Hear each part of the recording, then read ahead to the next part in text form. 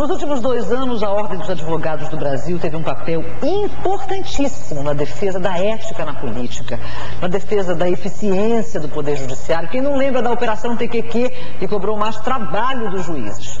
Pois essa mesma OAB da ficha limpa vive uma crise no seu mais alto escalão. Um fogo cruzado de acusações estão de um lado a OAB, Seção Pará, sob intervenção federal há quase um mês, e do outro o presidente nacional da Ordem, o paraense Ofir Cavalcante, acusado de cometer diversas irregularidades.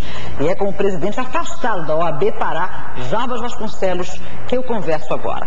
Jarbas, o que está acontecendo? A casa está caindo na OAB e nós, que somos sociedade civil, estamos aqui muito preocupados porque a Ordem é uma voz muito importante da sociedade civil. E quando a Ordem desmorona dessa maneira, fica uma sensação de caos total. Boa tarde. Boa tarde, Úrsula. Boa tarde aos seus telespectadores. Veja, todas as instituições têm os seus problemas e chega uma hora que é preciso que se enfrentem esses problemas e a gente assuma que existe um problema na nossa casa. Me permita fazer um ponto a ponto para a gente explicar para o nosso telespectador, de uma maneira bem didática, como foi que iniciou essa crise. A Ordem dos Advogados do Brasil, Seção Pará, foi acusada de vender irregularmente um terreno em Altamira que pertencia à Ordem, certo? As acusações diziam o seguinte, que esse terreno foi vendido de forma irregular, que a assinatura do vice-presidente da OAB Seção Pará havia sido falsificada.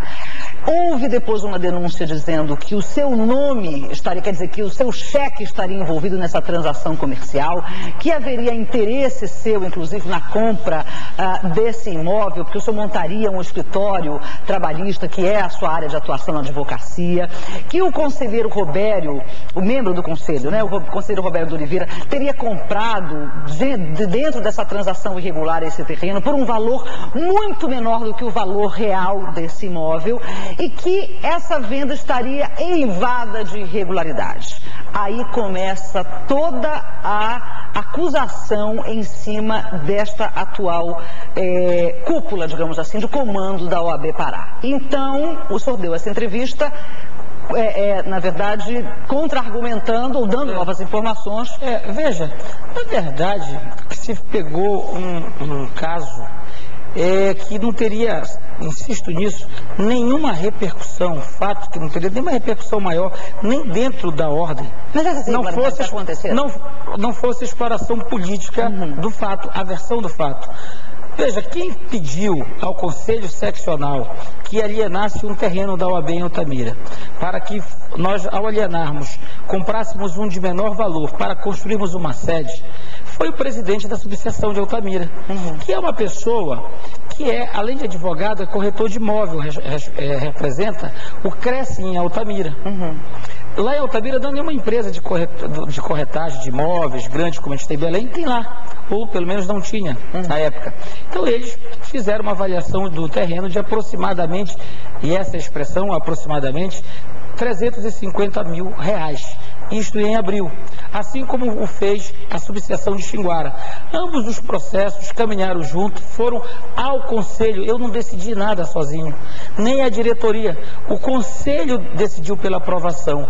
A unanimidade das pessoas. Quantos conselheiros? Na primeira sessão, 23 conselheiros. Todos assinaram?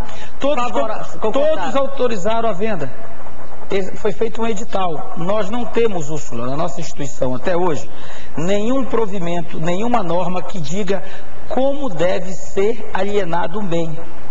Nem para adquirir, nem para vender. Ao fim e ao cabo, o bem valia muito mais do que esses 300 mil? Até hoje, esta é uma acusação que não tem prova. Então, o Conselho resolveu delegar isto ao secretário-geral, ao doutor Alberto Campos, que resolveu fazer o seguinte, fazer uma publicação no Diário Oficial, que é onde todos os advogados leem, publicou no site da OAB, que tiveram na época 11 mil acessos, teve uma única proposta com 86% do valor, feita por um conselheiro, pelo doutor Roberto, o qual também não há nenhuma norma impedindo que ele adquira o imóvel. Este caso foi levado ao Conselho Nacional. ao Conselho tudo seccional, que homologou a totalidade dos seus membros. Feito isto, foi feita uma procuração para ser assinada por todos os diretores, que é um caso assim que era desnecessário, porque bastaria que eu assinasse isso. A assinatura do vice-presidente foi falsificada? Esta assinatura foi falsificada a pedido dele.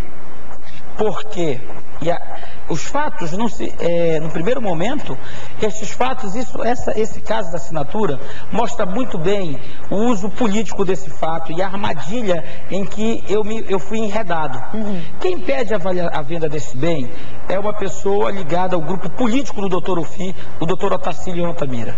Nas nossas subseções, nós temos subseções ligadas ao meu grupo político e subseções ligadas ao grupo político do Dr. Ufi. Mas o Dr. Ufi não apoiou? Conselheiros ligados ao grupo do Dr. Ufi e ligados ao meu grupo. Nós fizemos uma coalizão. Eu venho da oposição. É um caso inusitado na ordem. Como eu estava bem nas pesquisas, eu ganharia as eleições.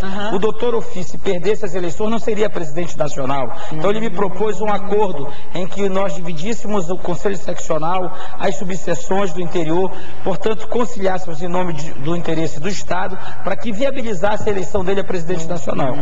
Entendo. De modo que aqueles que pediram a alienação desse bem são aquelas pessoas ligadas ao grupo dele.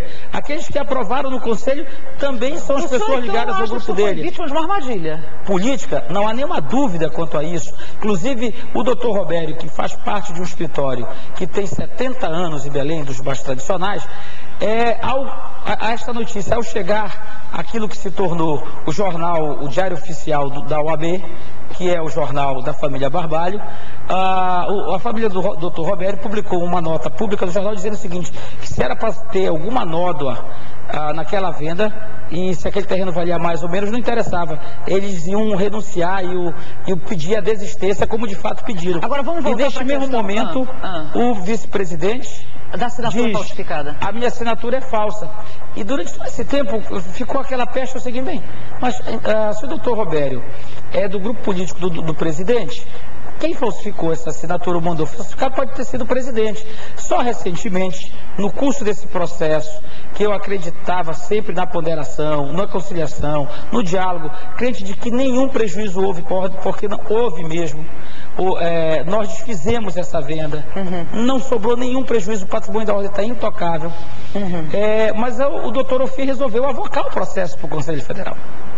E aí ficou, neste momento, muito claro, o acesso seccional já resolveu. A totalidade de seus membros, por que leva ao Conselho Federal?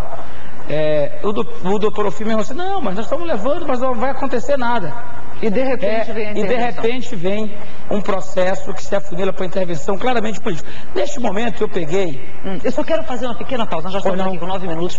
Como a gente vai precisar se alongar na explicação do que é uma intervenção que está acontecendo no OAB, eu vou pedir um intervalo rapidinho e a gente volta já conversando com Jarbas Vasconcelos, presidente da OAB Seção Pará, afastado por conta dessa intervenção de quase um mês. Não sai daí, que agora a gente vai entender melhor essa história. A gente volta já.